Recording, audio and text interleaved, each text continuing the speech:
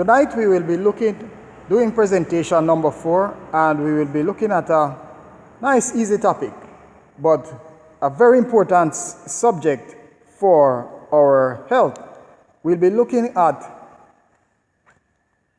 air, or sometimes we will talk about open air and sunlight. Two important topics, two important things that affect our health: air and sunlight. What did I say? Air and sunlight. Do you have to buy sunlight? Do you have to buy air? Tonight, one of the things that we're going to find out is that the sunlight is one of the greatest health givers. But did you know that air and the sunlight are natural remedies? Did you know that air and the sunlight are natural remedies? In fact, they are part of what we call the 8 laws of health. What did I say? How many laws of health? 8 laws of health. Now listen to this, which is taken from the book Ministry of Healing. And that's a very important book dealing with health. People have read the Ministry of Healing, and they were sick, and they were desperate, and they decided to put in practice the things that they found in the Ministry of Healing, and they recovered their health. People who had cancer and so on. Okay. Pure air, sunlight, abstemiousness. Abstemiousness is the same as moderation. Well, let me not use moderation, but let me use temperance, right? Same as temperance. Rest, exercise, proper diet, the use of water, trust in divine power. These are the true remedies. So, you see what we are talking about as the true remedies? True remedies. When you think about remedies, maybe what comes to your mind? When you talk, if somebody asks you, you know any remedy? What would come to your mind? How would you answer? Right. So we either say medication or herbs. But here we are told that pure air, where you breathe out, pure air, that is so nice up here in Woodburn. That's one of the reasons why I chose to come to this church, because of where it was located, out of the city, so to speak, up in the bush, or hills, so to speak, right? But the air, except for the trucks and so on, and few vehicles, the air, you have good, nice air up here.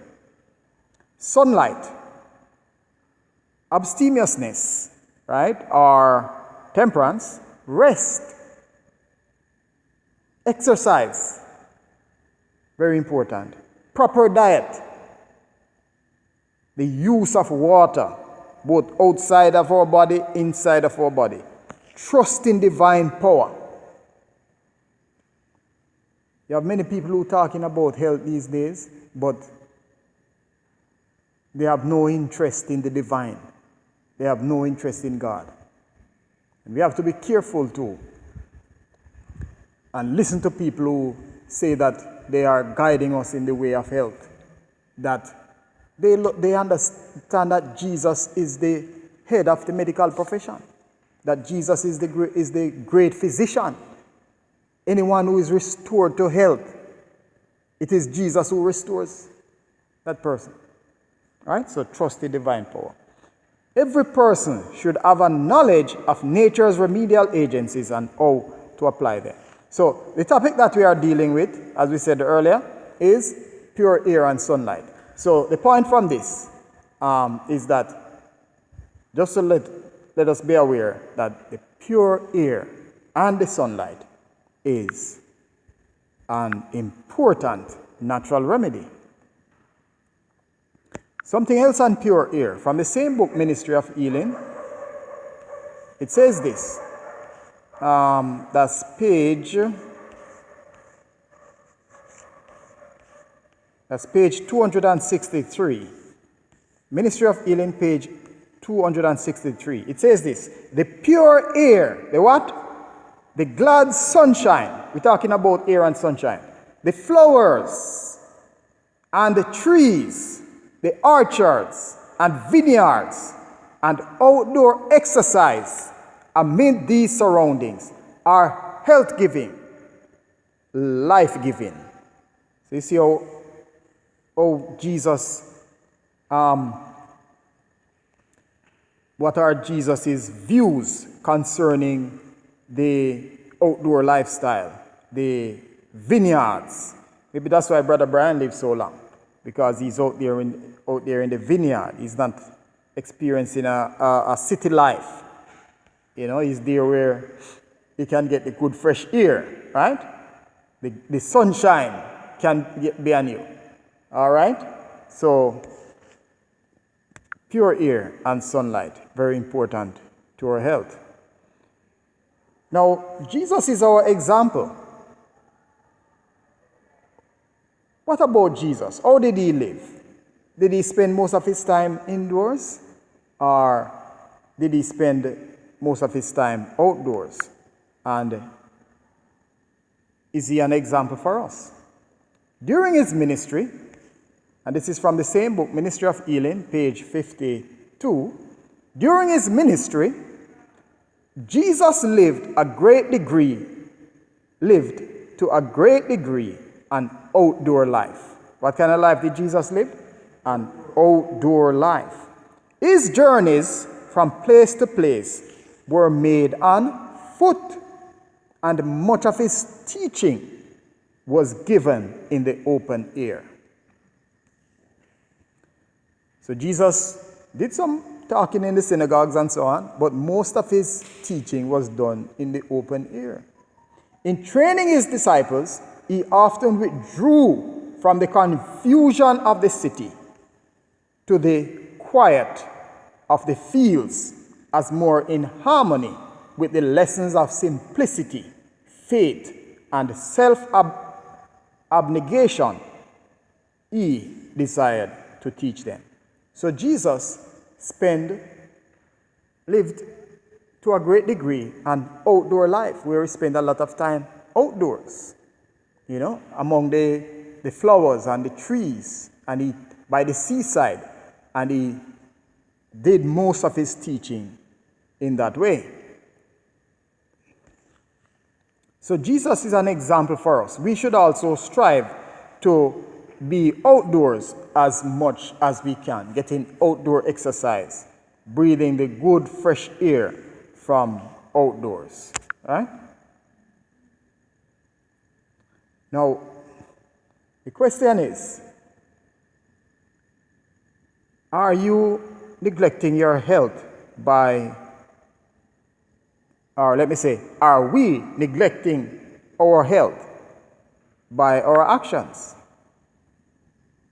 Now, this in particular, this is from the book Messages to Young People, right? And it deals specifically with some young ladies. Now, here it says, page 240, young ladies frequently give themselves up to study to the neglect of other branches of education, even more essential for practical life than the study of books. And after having obtained their education, they are often invalids for life. They have neglected.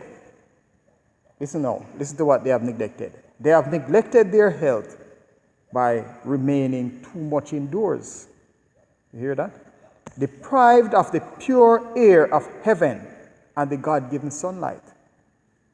Right? So we can see that the instruction of Jesus It's not that we're going to spend most of our time indoors. We should seek to spend most of our time outdoors. And the young ladies, we can include the young men as well, the young boys as well, are all students. Many times our students, our children, they spend a lot of time in school, and then they are hunched over their books. Like this, they can hardly breathe properly. And they are spending so much of the time indoors. So we want to have them in a situation where they can breathe properly, where they can breathe fresh air, and where they can get some sunlight. So the studying of books, the exercise should be included as well. I was listening to a program on the radio today, Dervan Malcolm's program, and he was talking about the students who were doing well in their studies, but he also rightly mentioned that they should get some exercise too, because that is equally important. So that's what we are talking about here. All right? Okay. So, what about the sick? What about the sick? Some of us, maybe we know somebody who's sick, or maybe we have sick persons in our house too. Maybe we have shut-ins at home, or maybe we help shut-ins, or maybe we know of shut-ins. Now, what about persons who are sick? Will being in the open air and getting good sunshine, will that be helpful to them? Okay, consider this. This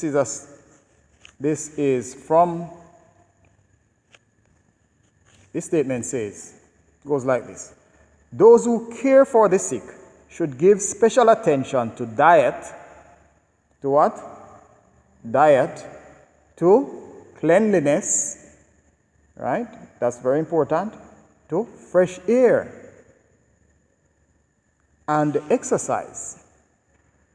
Right? So even though the person is sick, we should see to it that the person, well, these things are given.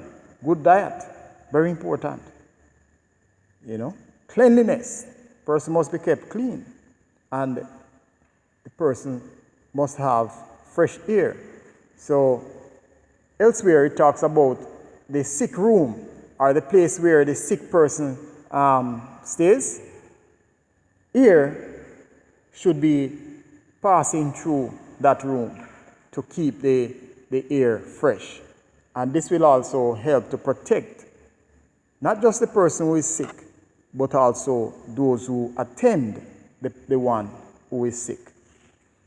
For here it continues, it says, like carefulness on the part of the family will enable them also to endure the extra burdens brought upon them, and will help to prevent them from contracting disease. Right? So, where illness is serious, requiring the attendance of a nurse night and day, the work should be shared by at least 2 efficient nurses, so that each may have opportunity for rest and for exercise in the open air. This is especially important in cases where it is difficult to secure an abundance of fresh air in the sick room. Right? So, the person who is sick, fresh air is important to them as well. Good ventilation. And also those who take care of the sick. Fresh air, important for them as well as the sunshine. Right? Very important. These things will help the sick to recover, and they will also help those who are taking care of the sick to keep healthy so that they do not contract sickness as well.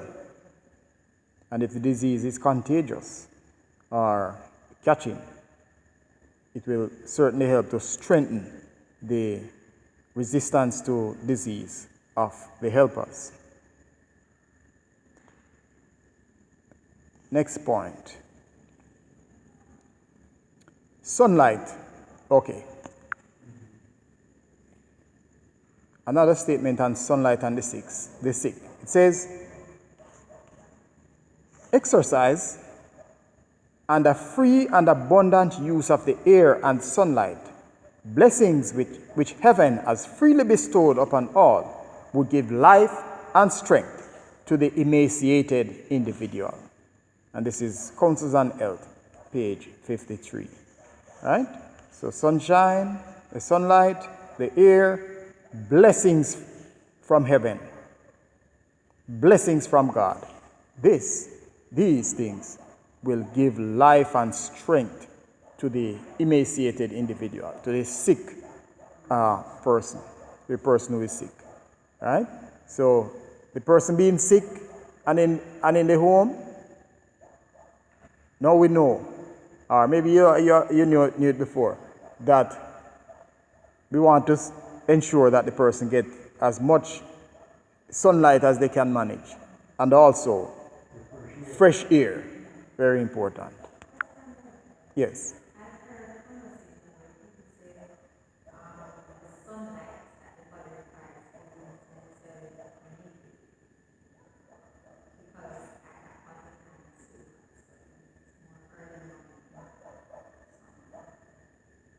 Oh, okay. Thank you for that question. I've heard as well, in fact, just Sunday. All right, the thing is, you see, for us as black people, we have a lot of melanin in our skin.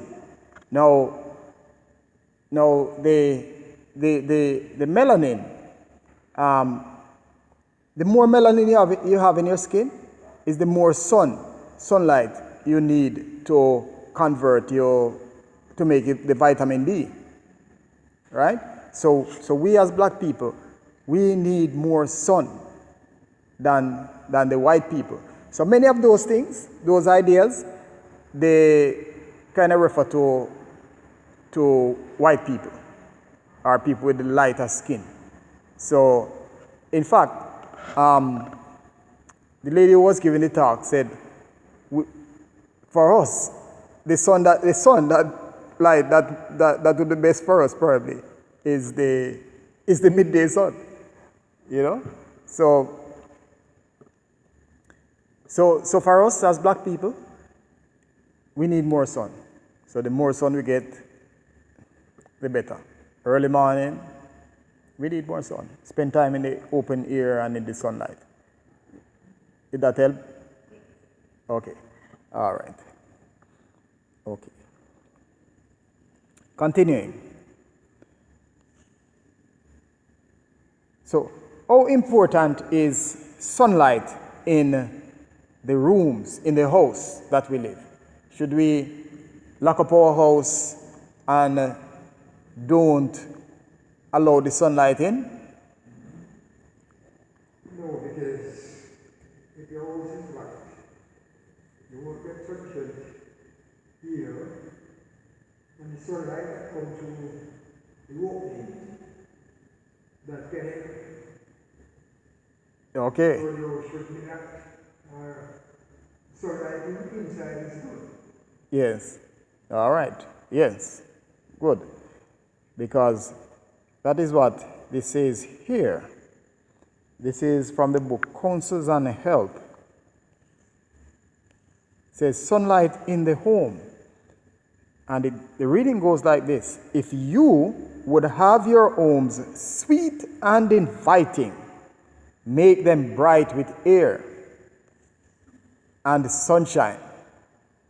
Remove your heavy curtains Open the windows, throw back the blinds, and enjoy the rich sunlight, even if it be at the expense of the colors of your carpets. The precious light may fade your carpets, but it will give a healthful color to the cheeks of your children. If you have God's presence and possess earnest, loving hearts, a humble home made bright with air and sunlight and cheerfulness, with the welcome of unselfish hospitality, will be to your family and to the weary traveler a heaven below. This is taken from Testimonies, Volume 2, page 527, written in 1870. All right, so the sunlight and the air, very important in our homes. The sunlight helps to, as we know, help to kill out certain kinds of bacteria and virus, and the air sweep them out. So these are really God's remedies. Two of God's remedies are two of those important laws of health. All right. So the sunlight, very important in our homes as well, the rooms. And what are some of the blessings that we get from having the sun, from allowing the sun to come into our homes, to come into our houses? If you would have your homes, well, I just read that one a while ago. All right, so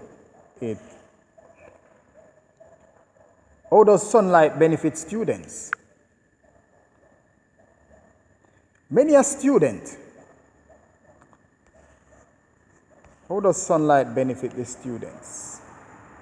And this is taken from the book Education, page 208. How does sunlight benefit the students? Many a student sits day after day in a closed room, bending over his books. His chest so contracted that he cannot take a full, deep breath. His blood moving sluggishly. His feet cold. His head hot.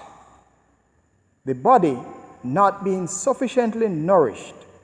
The muscles are weakened, and the whole system is enervated and diseased. Often such students become lifelong invalids.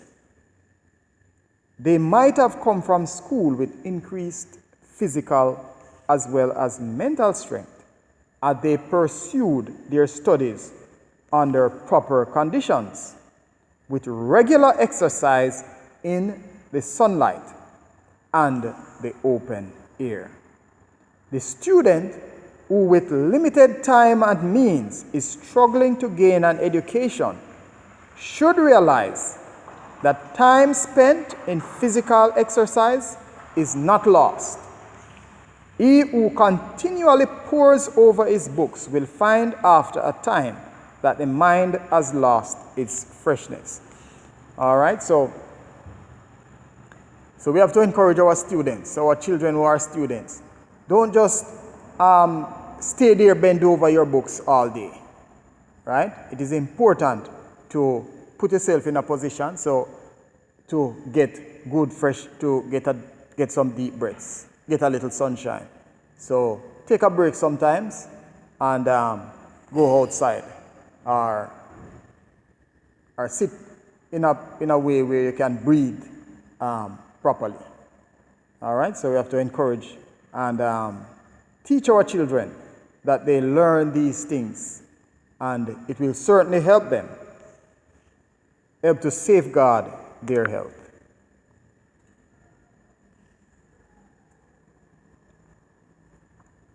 Okay, and this final word on the sunlight. from Second Testimonies, page 526. Now, invalids too often deprive themselves of sunlight. And we deprive them of sunlight too. Right? You mean when person is sick, they are too often deprived of sunlight. Sometimes they can't move and so on. And we have to situate things so that they can, get the sunlight. Maybe even bring them outside sometimes. Now, invalids too often deprive themselves of sunlight. This is one, and this is the thing that I want us to get. This is one of nature's most healing agents. Did you hear that? I mean, if the spirit of prophecy means anything to us, or if the testimony of Jesus means anything, it says, this is one of nature's most healing agents. The sunshine, right? The sunlight is one of nature's most healing agents. So, let us not be afraid of the sunlight. Even sometimes when we're walking around and we taking out umbrella and put it up, get the sunlight. And get the sunlight, because it will help us greatly. This is one of nature's most healing agents. It is a very simple, therefore not a fashionable remedy. Remember we spoke about these remedies.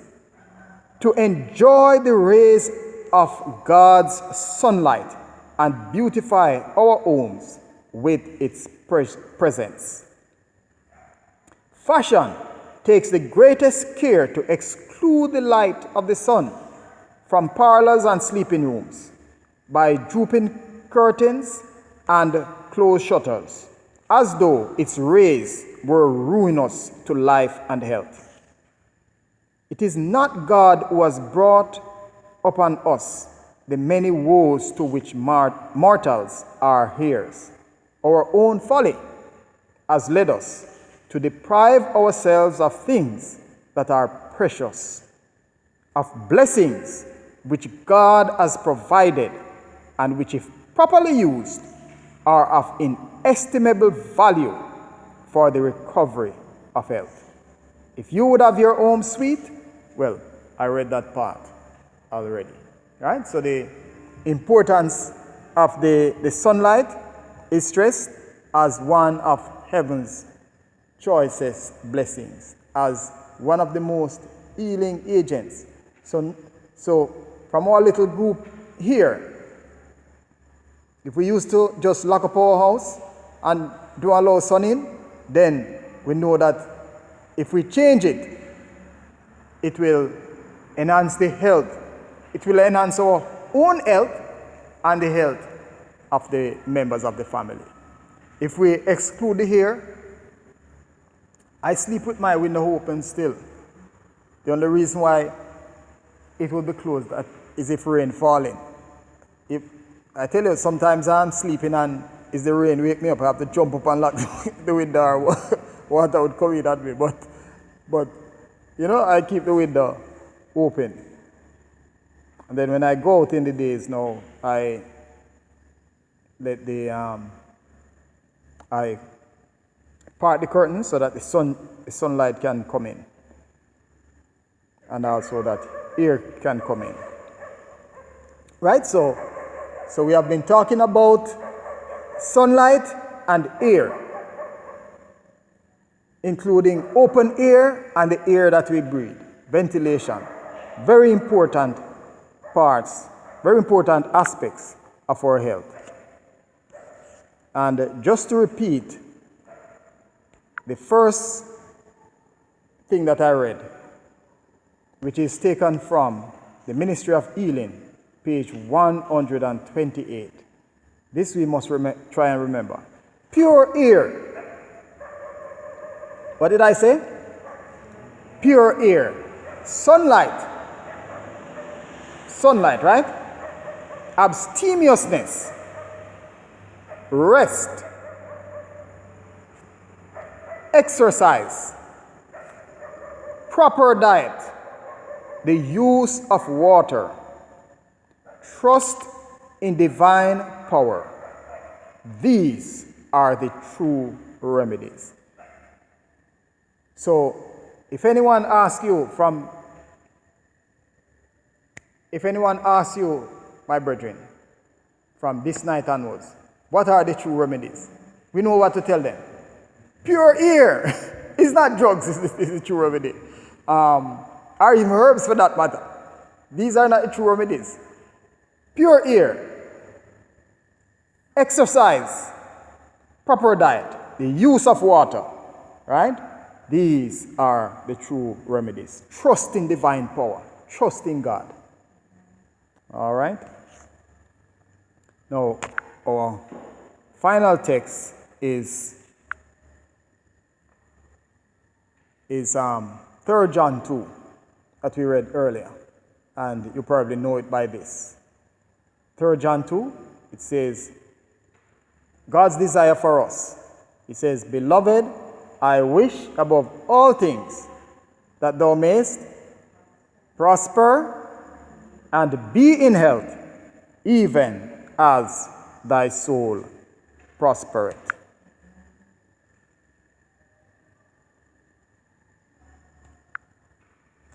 All right, so